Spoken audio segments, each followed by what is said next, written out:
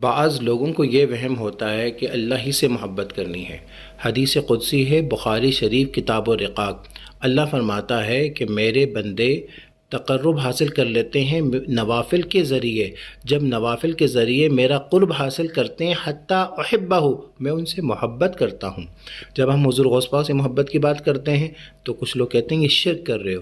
ارے نادانو، تم نے توحید کی حقیقت کو سمجھا ہی نہیں ہے۔ ارے وہ شرک ہوتی ہے محبت جو خدا کے غیر سے ہو۔ اگر کوئی یہ سمجھتا ہے کہ اگر کسی اور سے محبت کرنا ناجائز ہے تو ہم کہتے ہیں ہمیں تو چھوڑ ہی دو۔ تھوڑی سی ہمت کر کے، تھوڑی سی جرأت کر کے اللہ پہ فتویٰ لگاؤ، اللہ کو روک کے دکھاؤ، کیونکہ اللہ فرماتا ہے جو میرے قریب ہو جاتا ہے نوافل کے ذریعے، میرے قریب میرا تقرب حاصل کرتا ہے، میں ان سے حتیٰ احبہ، میں ان سے محبت کرتا ہوں۔ پتہ یہ چلا حضور غوث پاک سے اللہ محبت کرتا ہے، سائیں قمبر والے سے اللہ محبت کرتا ہے، میرے دادا حضور سے اللہ محبت کرتا ہے، اور جس سے اللہ محبت کرتا ہے ہم ان سے محبت کرتے ہیں۔